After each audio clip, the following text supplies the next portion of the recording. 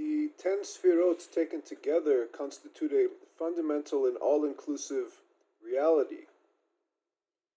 Moreover, the pattern of this reality is organic. Each Sefirah has a unique function, complements each of the others, and is essentially for the realization or fulfillment of the others as a whole. Because of their profound many-sidedness, the 10 Sefirot seem to be shrouded in mystery, and there are indeed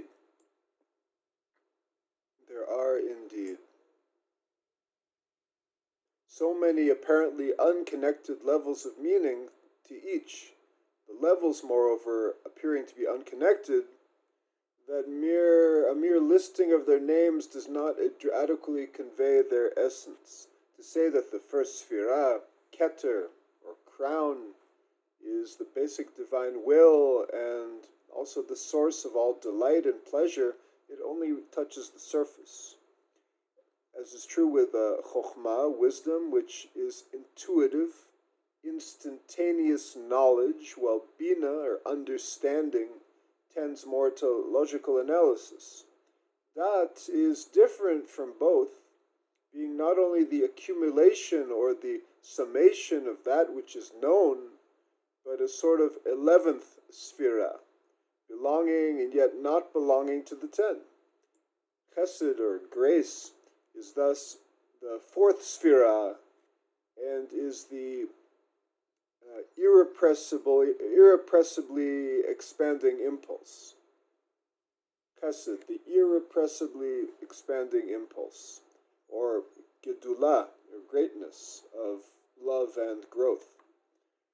Gevura is power, that's restraint, concentration, control, as well as fear and awe, while Tiferet, beauty, is the combination of harmony, truth, and compassion. Netzach, or eternity, is conquest and the capacity for overcoming. Hod, splendor, can also be seen as persistence or holding on, and Yesod, foundation, is among other things the vehicle, the carrier from one thing or condition to another. Malchut, kingdom, the 10th and last Sefirah, is besides sovereignty or rule, the word. Malchut it's also the world, but here we're saying the 10th Sefirah, Malchut, besides sovereignty or rule, is the word and the ultimate receptacle, which is also the world. So we have Keter, Bina, Keter, Chokhmah, Bina, and we have the 11th, so to speak, the 11th Sefirah. There are only 10 Sefirot, but there's an 11th component. So Keter, Chokhmah, and Bina are crown, wisdom, and understanding. And the 11th is Dat, knowledge or consciousness. Then we have Chesed, Gevura, Tiferet.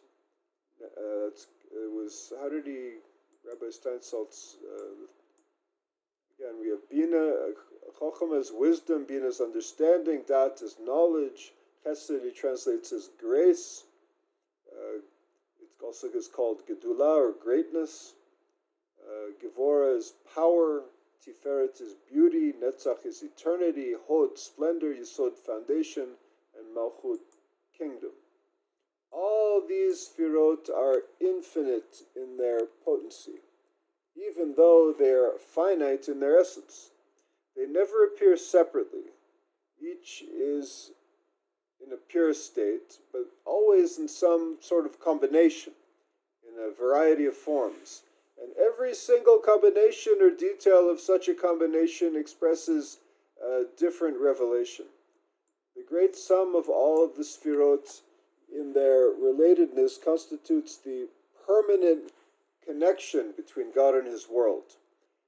This connection actually operates in two ways.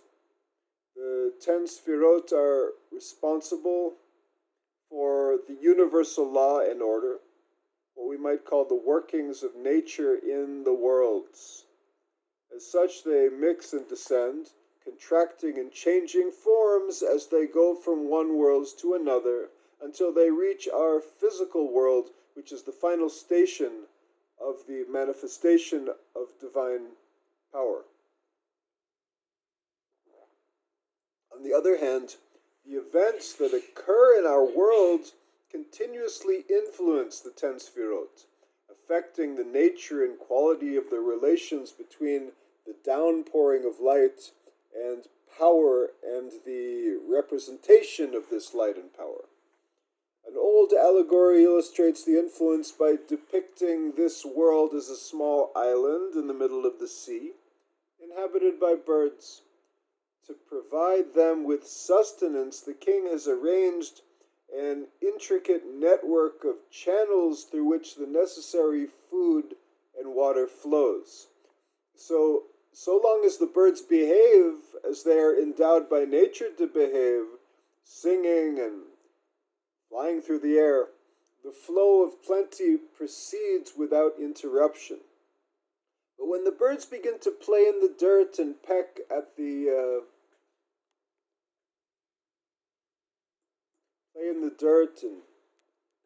what do you call it? Whatever.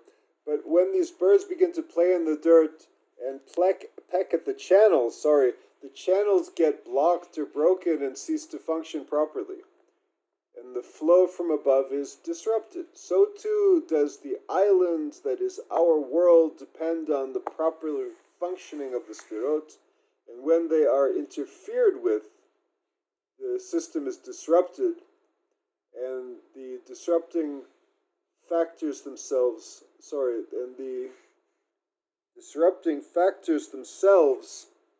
suffer the consequences.